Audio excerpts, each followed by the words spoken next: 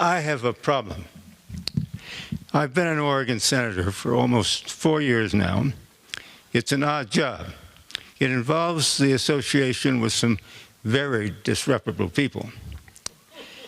Actually, the Capitol building in Salem, Oregon is a very alien environment. You see very few normal people, and lobbyists roam freely through the halls unrestrained. And what is odder than the lobbyists that go by? Actual senators and representatives. There are quite a few of them, and you can't escape them. By the way, they're spending $600 million right now to renovate the Capitol building. That's $2,500 per square foot, which is the equivalent of $4 million to renovate a 1,600 square foot house. It's like renovating 150 homes at $4 million apiece. Does spending the equivalent of $4 million renovate a home make sense? No one up there seems to notice that this is a bit expensive. After all, it's just tax money. If it were for fumigation, we might understand. But all they're doing is renovating the building. Anyway, I mentioned I have a problem. After 4 years as a senator, Noah is trying to take my job. He's succeeding, too. He won the primary. I thought I was doing a pretty good job, and now I'm being replaced. Obviously, this is a serious matter. The legislator makes the laws, and we're stuck with them. It's not a pleasant job, but there are very few senators or representatives who will simply work from a principal position rather than sell us out one way or the other. I was barred from running for re-election over what is known as a walkout. Most state legislators have some protections built into state constitutions for the minority party. It's not a good idea for the majority to be able to rule unchecked. In some states, they're filibusters, or the equivalent. A few like Oregon, they simply require 2/3 of the legislators to be present in order to conduct business or pass laws. The Senate is composed of 30 members, so 20 of them must be present in order to conduct business. If 11 refuse to show up, legislation stalls until the others can convince them to return. Obviously, denying quorum can only be done in extreme cases, but it's supposed to keep the legislation from getting completely off the rails. If legislation is only supported by 2/3 of the legislators, it is probably not a good idea. If 1/3 of the legislators are willing to deny quorum to stop it, it's even less likely to be getting good. This has been used by the Democrats and Republicans over the years. A few years ago, the Democrats denied quorum in Texas. They were hailed as heroes by the press. Oregon's been controlled by the Democrats for 20 years. So recently in Oregon, it's been the Republicans who use this tactic. When Republicans do it in the press claims they're not doing their job. The Democrat Party agenda has been getting more and more radical, and they became frustrated with the occasional Republican walkouts. They managed to get an unconstitutional law passed in 2022 that allowed them to prevent us from being reelected if we walked out for more than 10 days. Then in 2023, they proposed horrific legislation.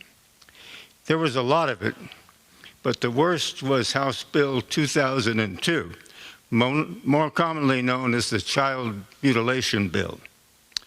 There are two genders, men and women. That's something you might teach your young child, but after everyone accepts it as fact, it's like the sky being blue. There are clear scientific differences between men and women that can even be shown at the cellular level. And yet, the political environment is so bizarre that now that I found myself giving a remonstrance to the Oregon Senate this year in which I told them there are only two genders, You can't go back and forth or maybe halfway in between. Shouldn't take a scientist to tell them that. But the Democrats insist that not only are there multiple genders, but you can switch among them. If a little boy gets confused and decides he wants to be a girl, most likely from a public school influences, the Democrats want to send him to a surgeon who will do permanent surgery to try and make him look like a girl. Enough is known about biochemistry that you can play with appearances and pretend, but you can't actually change a child's sex. But you can ruin his life. HB 2002 allowed schools to do this to children without even their parents' consent. This was so bad, it gave most of the Republicans at least the courage enough to walk out for more than a month. We stopped some bad bills and toned down the gender mutilation bill, but unfortunately, some of the Republicans caved early, so we didn't stop it completely. A legal fight ensued, but in the end, the Democrats stopped 10 Republicans from running for re-election. One Republican senator was exempted because he needed minor medical advances. Another Democrat senator happened to be out sick most of the session and was exempted. I happened to be unusually sick at the time, actually unusually sick. They would have completely understood if I'd skipped the whole session. And even with a doctor's note, they would not grant me an exception. They refused my request for medical leave 27 times. And then they announced that I'd not be allowed to run for re-election. So we surprised them. Noah ran instead. This caused a panic, especially among the liberal Republicans. They spent $350,000 to defeat him in the primary. We don't always run a conventional campaign. Scientists like to experiment. When I ran for the Senate 4 years ago, we decided to mail signs to thousands of voters. We used a special version that had my campaign on one side and Trump's campaign on the other side. This was very effective. So Noah did it this time too. These signs were packaged and mailed by my grandchildren. One of my favorite things about Noah's campaign is the letter that was included with each sign. There was a sign by many of my grandchildren displayed in a picture of my grandchildren packing signs, and this is what it said. A message, this is what my grandparents told me, a message from Senator Art Robinson's grandchildren. Most of us helped with our grandfather's campaign to elect him to the Oregon Senate. We like our grandfather.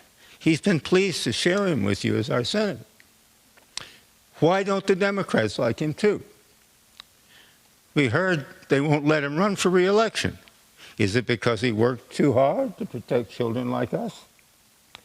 When our grandfather and 9 other senators walked out and denied quorum to protect all Oregonians, the mean Democrats used some shenanigans to prevent him and other senators from running for re-election. Our uncle, Noah Robinson, however, has spent a lot of time in the Senate helping our grandfather. We would like you to vote for our Noah, who is running instead. We like Noah.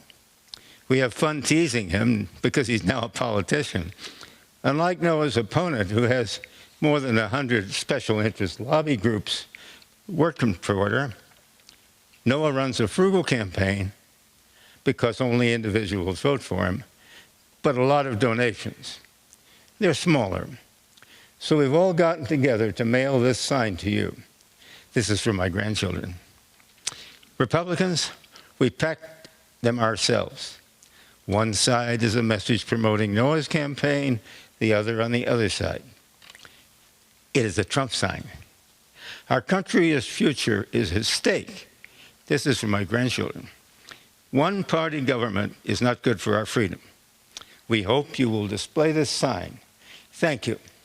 And it's signed Felicity, Zelma, Charlotte, Philip, Caleb, Lydia, Spencer, Steve, Daniel, Joseph, and Jonathan. And they all signed it with their own names. My favorite part of that letter from my grandchildren is referring to the Democrats as mean Democrats. Only Democrats can get away with saying it this way. Children can get away. It's politically, but it's such a unique opportunity. I'll let Noah talk to you now. He can tell you more about what he's up to. Except I'm in the election. We'll get switch seats. Each of us will be there again. I'll be on one seat. He'll be the other one. And thank you very much. My dad preferred to give a shorter talk this time, so he asked me to fill in a little bit about what's been going on. We apologize for bringing a political talk to a scientific meeting, because how much does politics have to do with science? It's absolutely nothing. They do not care. It's a very weird environment. You know, the definition of politics is taken from the word politics, poly meaning many, and ticks meaning blood-sucking creatures. So, and it's true. It was fine. I have 18, I'm not married myself, but I have 18 nephews and nieces, and they started, right after I started running, every time I approached them, they started saying, we better hold on to our wallets. Here comes a politician. So, when my dad first got up there, he decided the first thing to do is to try to teach some science to the legislature. And this is pretty basic. They don't know any science there. He started trying to show them what a molecule was, a CO2 molecule, water molecules. We use this, my dad, as you know, worked closely with Linus Pauling, and he has a very large collection of Pauling CPK space-filling models. And we really like those. Actually, our favorite paper we published together was on determining, we were trying to figure out why, we did a lot of work on the deamidation of peptides and proteins, and we were trying to understand why the rates were what they were, and we did all that with the space-filling models. I don't think you could have done it very well with the computer. It worked really well. But anyway, so he took the models to the Senate. He actually passed them around on the Senate floor, tried to show them what science was, showed him graphs about global warming, tried to teach him just the basic facts. He did have some success. The politicians like to drop carbon footprint into all their talks. You know, we're trying to reduce our carbon footprint. After he did this for a while, they stopped talking about it. It kind of spoiled things for them, because my dad was respected as a scientist even though they disagreed with him politically, and so they stopped doing that.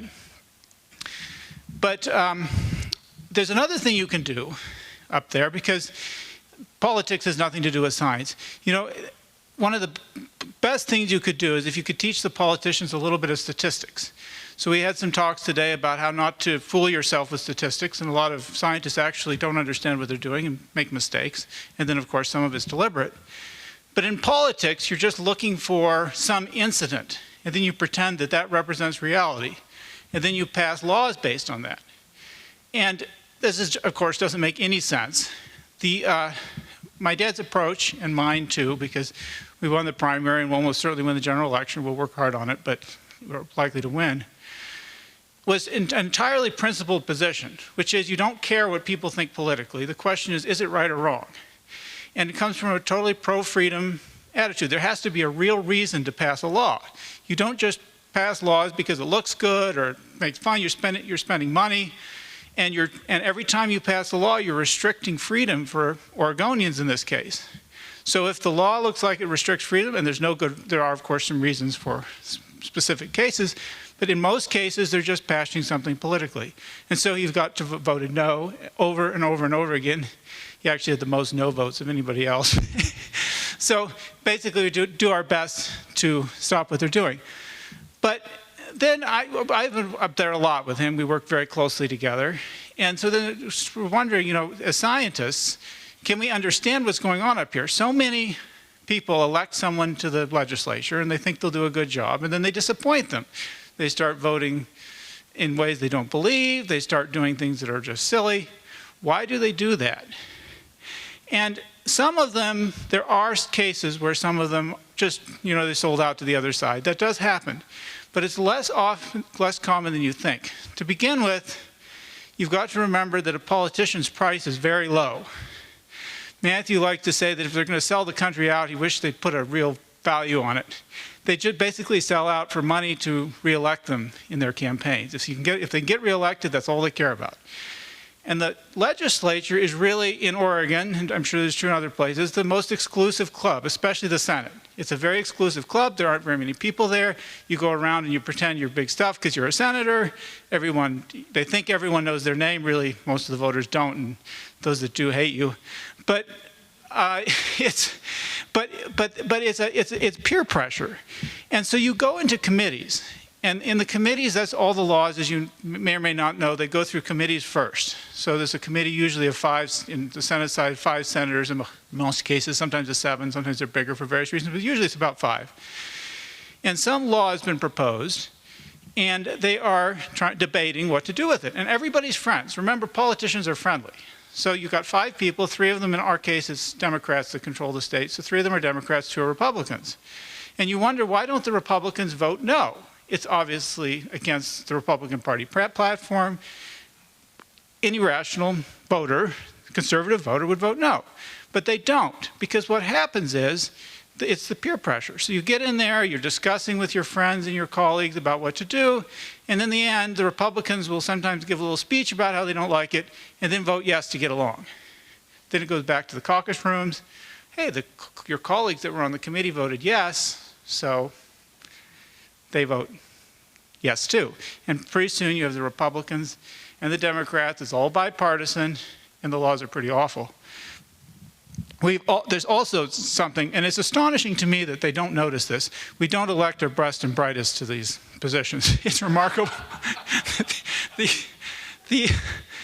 There are Republicans up there who are good-hearted, and I think they really believe what they're saying. They think that part of their job is to make the Democrat bills less bad, to try to get things out of them, to try to reduce the harm that they cause. So on the committees, they'll go to the chair of the committee and argue for reducing the severity of the law, which of course is all good. They should do that. But when you get right down to it, at the final analysis, they think they get more leverage by agreeing to vote for it if they'll take something out. So basically, we swap a vote for making the bill less bad, or in some cases for another bill, and there are all sorts of deals that are being made. But what they forget is that the Democrats control the legislature, and they come up with the bills in the first place. So do you think the Democrats aren't putting stuff in those bills for the Republicans to take out in exchange for their votes? Of course it's happening. That's what a used car salesman does. Makes the price a little higher so you can negotiate down and everyone's happy. So that's what goes on up there.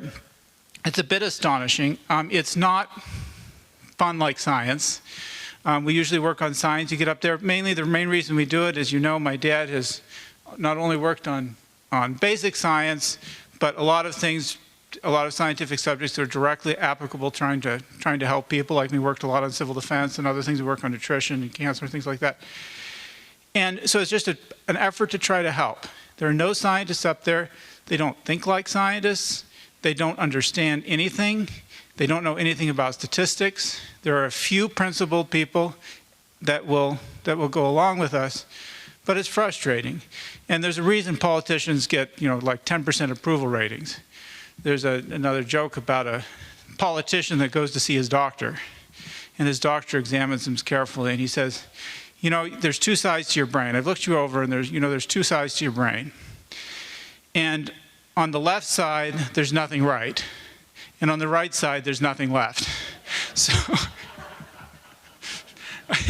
I think it was Mark Twain, if I'm quoting this correctly, who said, suppose you're an idiot and suppose you're a congressman, but I repeat myself. Anyway, that's what we've been doing. Fortunately, it's a 1/4 time job, so we can continue to do our other work in between and cause some trouble. And I really wished my dad could have continued it. They made a miscalculation too, because they thought they could beat up us on more. They knew he'd been sick. I told him he's getting better, and of course he's getting better all the time. So by the time we get to November, it's going to be the 2 of us double teaming him, and we haven't been really nice with them before, and we're going to keep hitting them, and maybe we can do something useful. One of the things that frustrates me the most is education. We've worked in homeschooling a lot because it works. My 5 brothers and sisters and I all have advanced degrees in science of one kind or another, because homeschooling worked for us. And then we have our homeschool curriculum, which we've distributed. But a homeschool mother can teach their child to read in 6 months, basically in half an hour a day with phonics. It's easy. You just have to do it. But the public schools can't get it right. In Oregon, there's constant debate over, can we get the children to read? And they can't. I mean, they're talking about it's 8, 9, 10, 11, 12. They get to be teenagers and they can barely read. And the difference between, eventually most children get to learn to read a little bit so they can sort of function. But the difference between reading well enough that you read for fun, which is where you get your education, at a young age and not, is the difference between being well educated and not. And of course, in today's technological society, you have to be well educated. So my dad proposed in the last session that, hey, wait a second. Educating children is easy, and the biggest problem is reading. Homeschool mothers can do it. Public schools can't. So since the unions control the schools and control everything about them, and they control the flow of the money, we need to go around them somehow. So he proposed that just a simple bill, any principal of a school would be allowed to hire anyone, regardless of teaching credentials, whatever, to simply sit down and teach phonics to children. I went around, I talked to a lot of senators about this. Universally, they understood what I was trying to do. The chair of the Dembro, the chair of the Education Committee, said, well, the unions won't like it. And then he goes on, their favorite thing is all children are different, so we need to have a very complicated system, and of course they can't get the system right. And basically, we got a courtesy hearing, but it went nowhere. And it was just a simple thing, just allow it to be done. And during the 2023 session, my sister Bethany visited. And if your senator and family shows up, you can give what's called a courtesy on the Senate floor. You introduce them and say something about them. Well, Bethany likes to start her children reading at 3 or 4. And it actually apparently works really well. A lot of mothers do this. You can teach them actually, they say 5 minutes a day. If you just go over it with them and do it every day, pretty soon they're reading. So she brings in her family, and her oldest daughter, who was 8 at the time, had read 900 full-length books. And that, he mentioned it in the speech. Now, prelude to this was fairly far into the session, and there had been endless discussions. My dad was on the Education Committee at the time. They later threw him off for voting no on too many things, but he was on the Education Committee at the time. And there had been endless discussions about how to teach the children to read. There had been discussions on the Senate floor about this. Endless discussions, all acting very concerned. How are we going to teach our children to read? And in walks a homeschool mother who obviously knows how to do it. And you'd think, if they were well-meaning, that she'd be thronged by senators afterward. What are you doing? Would you like to come testify to the committee?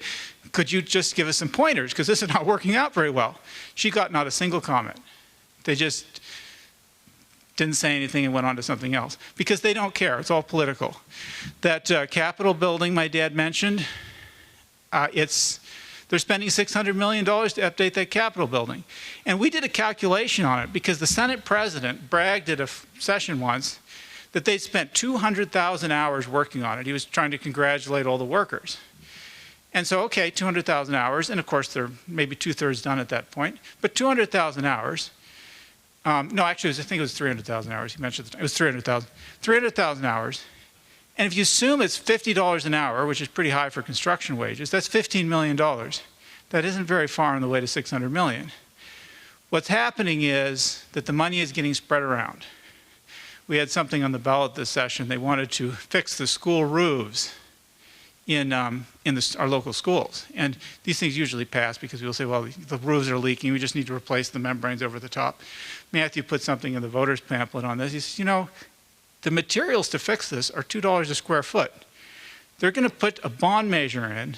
You're going to be in debt for 15 years, I think, to pay this off, and they're charging you $40 or $50 a square foot for it, and it isn't hard to put the materials on. What's going on? It failed 2-to-1 after you did that. But everywhere you look, every government project is basically an excuse to absorb money from the taxpayers. You look when Senate's in session, it's alive with lobbyists and other people, and they're all looking for a handout, because what power does the legislature have to take money from the citizens and distribute it as they wish? So they're all there to get a piece of the action.